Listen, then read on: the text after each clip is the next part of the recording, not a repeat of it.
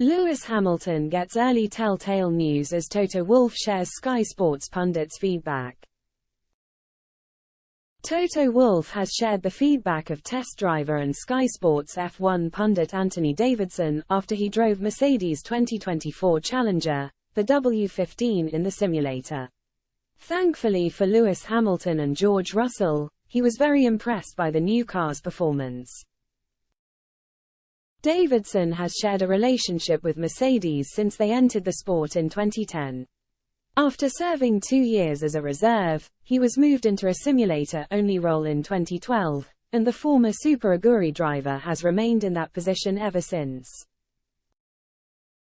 Discussing his early feedback on the W15, Wolff told The Telegraph, "He was driving Melbourne, in the simulator, and he said, 'The car feels like a car for the first time in 2 years. Obviously I would love this to correlate to the track, but we've seen in the last 2 years that this was not always the case. This will come as a delight to both of Mercedes drivers after 2 years of struggling with their machinery.'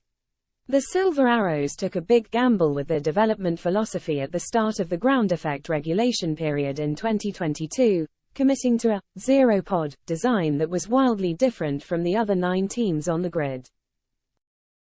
The W13's major shortcomings were lessened after Mercedes got a handle on their porpoising issues midway through the season, and their steady development allowed them to take victory at the penultimate round of the season in Brazil, thanks to George Russell's maiden F1 race win.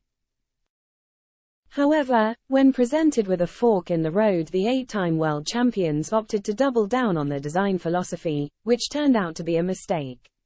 The Silver Arrows arrived at the season opener in Bahrain with a car slower than Red Bull and Aston Martin, piling on more frustration for Wolff, Hamilton and Russell.